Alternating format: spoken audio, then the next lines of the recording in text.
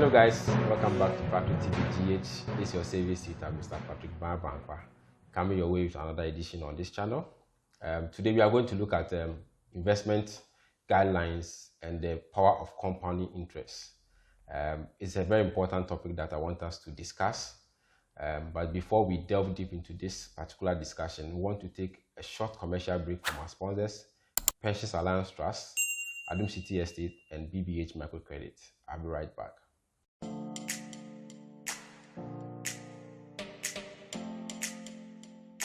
Have you heard about Pensure? Pensure is a hospitalization benefit, disability and life insurance benefits package underwritten by Allianz Life Insurance for Pensions Alliance Trust, or PAT. As a contributor to PAT, you get to enjoy Pensure for free as your contribution accumulates under the Tier 3 and Inindasu Wealth Builder Pension Scheme. This hospitalization benefit, disability and life insurance cover enhances your family's financial security. So what are you waiting for? Join Pensions Alliance Trust today and enjoy these free benefits too. Pensure, your financial security enhanced. To sign up, call us on 0302 775 349 or 0501 553 839. Email us at clientservice@pensionsalliancetrust.com or use the web portal on our website www.pensionsalliancetrust.com. Alternatively, you can reach us on any of our social media pages on Facebook, Instagram, or Twitter. Pensions Alliance Trust is available on your phone through the PAT app on both Android and iOS. Terms and conditions apply. Pensions Alliance Trust, securing your future. Hello guys, welcome back from the commercial break. We are still on Patrick TV GH. This was Savings Tutor, Mr. Patrick Ban. As I said in the introduction, we are going to look at investment guidelines and the power of compounding interest. To help me delve into this discussion, we have an experienced pensions analyst here, Mr. Jacob Kinship Baxton. He's a senior operations and investment analyst at Pensions Alliance Trust, and he's joining me today to delve into this discussion. Jake, you are welcome. Thank you. How is the family and everyone? By God's grace, we feel blessed and highly favored. Amen. You seem like a cool person. Oh yeah, we try. You try. Yeah, we are humbled by the grace of God, so we take everything simple. Okay, we thank God. So today we are basically going to look at investment guidelines, the processes, and what Pension Alliance Trust give to its customers in terms of the compound interest bit of it. So let's start with the investment guidelines. What are the new investment guidelines that are out there for our viewers to know? Okay, so the pension business is a very strict industry. Everything we do is regulated by the National Pensions Regulatory Authority. Yeah. Investments are done strictly by the investment guidelines that they give. Okay. They don't force you to do particular investments, but they've given you a broad range of investments that you can do. Okay. The industry started in 2010. That was after the labor union and all the citizens were clamoring about how SNIT was managing pension funds. Okay. So the corporate trustees were established to be able to be a second check on what SNIT was doing. So we were given the mandate to handle Tier 2. So it was now broken down to 3 tiers, Tier 1, Tier 2, Tier 3. Okay. So what we do is investment for Tier 2, and then personal pension and the Tier 3 provident fund and the likes. Okay. So for us not to deviate from the core mandate, they had to bring this investment guidelines to guide us. Okay. We've had about 3 investment guidelines so far. Okay. The first one started from 2010. It was changed in 2017, and then they changed it again last year. Okay. This is based on the changes in the macro and the investment climate. Okay. So let's say from the one we started with, the scheme allowed us to do about 60%, or let me say 75% for both Government of Ghana securities and local government securities. Now, when we say Government of Ghana securities, we are talking about the bonds, the treasury bills, and all that. So we have the 2-year bond, 3-year bond, 5 years, 7-year, 10-year, 15. We even have 20-year bond. Okay. For treasury bills also come in play. We don't do treasury bills because it's so short a time. Okay. And we also have the local government securities, which are bonds or bills issued by either COCOBOD or now we have ESLA PLC. Okay. It is mostly statutory bonds or municipal bonds. Okay. So anything issued by part of government agency, not directly government, MPRA considers it as local government securities. Okay. So these, they allowed us to do 75%. Okay. Then we also have what we call corporate bonds. These are supposed to be investments that are issued by corporate entities. Okay. And that one, they allowed us to do some, I think, 20%. For equities, that's the stock market. Because we're starting afresh, they said we can do maximum 10%. You know, most people in Ghana do not really like the stock market because of the volatilities on the market. Yeah. Then we also have what we call money market instruments. These are, by financial terms, we'll say any investment that is below 1 year. But for MPRA, they considered as securities issued by the banks or the commercial banks. Like fixed deposit. Yes, so they gave us 35% to do of that. So if you try to add the proportions that I just stated, you find out that it is way more than 100%. So what we do, or what is we are allowed to do, is you check the age profile of your members, their level of risk, then you strategize on what kind of investments to place. We all know that government securities has the lowest risk. So you can maximize that one, the full 75, and then you play around the others. Again, when you do local government, which is 15%, it will give you 90. Then now you can play with the money market and the corporate bonds in there. Okay. So in April 2017, they changed it again. Now they said that because we had government 75, and then government with local government 75, and then we have money market also in there, the risk level at the time had the increase on the portfolio. Okay. So they wanted us to do more of the GOG or segregate it. So they first segregated it as in GOG and local government. Initially they were the same. GOG is government of Ghana. Yes. So they separated the two in 2017. Then they increased the equity exposure to 20 because they said that, oh, we need to take more risk for the portfolio. So they increased it. Corporate bonds too were increased from 20% to 35% so that we can ease way in Bepo and Leshego. That is the companies that are listed on the stock exchange can also be able to get money to run their business. And you know that most of these companies give loans to government workers and the like. So we need them to also do better so that the economy can grow. Now, again, last year, after the COVID-19 and all that, most trustees wrote to MPRA. They changed the, most of us were requesting to do more than the 60%. So we at PAT applied for 70, or I think 75. And then some other companies also applied for 80% alike. So last year they sat down after COVID and they were like, okay, if the market is risky and pensioners or contributors to a pension scheme are likely to lose their money, then why don't we increase the exposure to 75 so that at least some of these things will be curtailed. So now they increased that one to 75, and then they also increased the local government side, which is the ESLA and the Cocoa Bill side. They increased that one to 25. So now, if you don't want to take any risk, you can just do 75 and 25.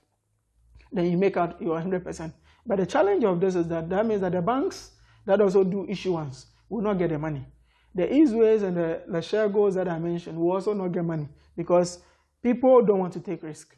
The equity market that did so well last year, it took out, I think, 43% last year. This year, they didn't do well. So that means that if you place an equity market, last year would have made a lot of gains. But this year, it has changed. Okay. So even though we have this, ideas and the skills to do it, MPRA guides every single thing we do. Apart from what we do, we also do reporting. So month on month, MPRA expects us to submit reports on the investments we've done, and they check. So if, let's say, per the guidelines, you're not supposed to invest with a microfinance or do anything that is outside what you're allowed to do, they will see it in your report. Okay. And so for pension funds... not to cut, is there no way you can manipulate the report? No, you cannot, because they come around to do their checks. Okay. They can come at any time. Okay. So if you're there, they will send you, and they audit your systems, check everything that you're working on, and then they can confirm what you are doing. And it's month on month. So if you are, what I always tell people is, if you even want to lie, it will not last for a quarter. Yeah. And you wouldn't like to risk your license. So everybody tries to conform.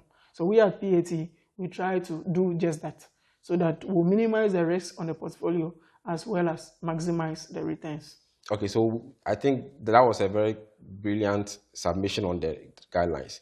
Now let's come to the actual investment that PAT does. What is the breakdown? How do you assess that this particular investment scheme is good for our customers because it will give them higher returns? Because I know, for example, you can't go into real estate because the law does not permit you. So what are the things that you consider or the breakdown of your investment portfolio?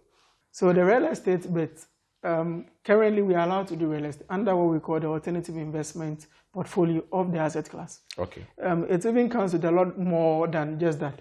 And they want us to invest in real estate investment funds. So if you have something like this, HFC has this housing, also real estate thing, mortgage funds and all that. But if you check the performance over the years, for not just for HFC, there are a couple more, but we have a lot of them in there. But they aren't doing really well. And so if you want to do much of that, given that the expertise are not there, the market is not developed, there's a lot of risk for the scheme. Now, there are a lot more that we do. For PAT, we look at the age profile of the members in the portfolio. Yes, those who are younger can take more risk. Those who are getting closer to retirement, they cannot take much risk. So for those people, we try to do something that is manageable. Again, even the employers, some of them request that, okay, for us, we don't want equities. For us, we don't want this. For us. So based on some of these concerns, we try to manage the portfolio to suit the needs of the clients. Okay. At PAT, now currently we have GOG, which is 75%. We try to maximize it. So in our portfolio, we have GOG 75%. What we have is around 74.89%. So it's close to the 75. Now for money market, that is issuance or issuers with the commercial banks. These ones, we all know the risk involved. Some of the banks were closed down, I think, 2019. 2017, 2018. Yes, so there were issues in the market. And we all saw how it took time for even the Consolidated Bank of Ghana to do the payment. So it is not something that we play in there. So that one we do maximum 5% in total for all the commercial banks that are in there. Note that the MPI guidelines allows you to do a maximum of 5% per issuer. Okay. But we even do 5% for the entire banking sector to reduce the risk on the portfolio. We also have what we call the corporate bonds. Those ones give a lot of returns, but again, the risk. So we check exactly what kind of corporate bond is good for us. Again, the pension industry works with about 3 or 4 parties, service providers. We have the bank, which is the custodian who keeps the money. So we don't get the opportunity to touch your money. The fund manager is also there to pick the money from the bank and do the investment. So what they do is they send us what we call an investment advice. We look at it, examine it with our investment committee in-house. Then if it is good, we give the go-ahead. Then we instruct the bank to pay that money to the issuer. So nobody in the pension space touches any money. Okay. So once the money is sent, then it is done. So it is the investment committee in-house that checks everything before the investment is placed. And quarter on quarter, we also do our own risk analysis to check if whatever we've placed our money in is yielding the right return, the risk is still manageable. Okay. If at a point we find out that the risk is escalating, then we have no choice than to pull out. But the only challenge in the Ghanaian market is that most of the securities are not tradable, or even at a point where you want to sell, there's no market or space to buy. So it's kind of difficult, especially with the private issuers. But with the GOG, the secondary market is quite okay. Now it's well developed, and so you can buy a 2-year bond and you can sell it tomorrow. It is there. Now, if I'm going to the breakdown of the various investments, the GOGs are mostly securities issued by Government of Ghana. So that one, since independence, government has never defaulted. Now people are having issues with regards to the delays in salaries of workers and stuff like that. So people are thinking, okay, government might delay or something like that. You and I know that government will always pay their debt, especially to the bonds that we hold in Ghana. For money market instruments, which now they call bank securities, these are mostly fixed deposits with commercial banks. So these are, you place an investment for a particular time period. So let's say 91 days, 182, or 1 year, maximum 1 year. And the banks will give you an interest, which is fixed. Fixed, yeah. Yes. If you want to withdraw that thing before the maturity, then you pay a penalty. So all these things are stated on the certificate provided. Now for local government, this one are securities issued by municipal and statutory agencies. So for example, Cocoa Board. Bank of Ghana issues cocoa bills on behalf of Cocoa Board. These monies are used to buy the cocoa beans and all that. Now, ESLA, when we had this huge energy thing from Doomsaw and we're trying to do a reconciliation, government came up with a levy that will mop up or get monies to pay this levy. So that brought the ESLA bond. Okay. We started with, I think, a 7-year. Now we have a 10-year. We even have a 12-year ESLA. So we know that we finished paying the bill, but it is good for government. So government still issues it. So we, as and when they come up, we buy. Okay. For corporate bonds, these are debt securities issued by private entities who are listed on the stock market. So this one we have the AFB, which is now Leshego, Bayport Financial Service. They issue securities, loans to government workers and all that. So those ones too are there. And so you have the opportunity to do. They give high interest. Sometimes the current one that we saw was, I think, 23.5%, which is way more than what the market is doing. But the risk is also high. So you look at the portfolio, if you feel, say, most of them, they've not defaulted before. That's why we have Quantum PLC, they deal in oil and gas. They're also good. It's a UK company and all that. So the space is good. But the only issue we have is sometimes the reports that comes out, especially at the time that they want to do the issuance, it looks so good. When they go down or things are not going well, or they change the model, because some of them started with giving loans to government or workers. It's a good model because government workers, they take the money from controllers, so it will come. So that one, but now they are changing the model because some banks have also entered that space. So now some of them are changing the model. And changing the model means that the risk will also increase because giving money to business is different from giving to government workers. Okay. So that is it for corporate bonds. Equities is just a stock exchange. We have about 35 stocks in there. Financial stocks, MTN and the likes are all in there.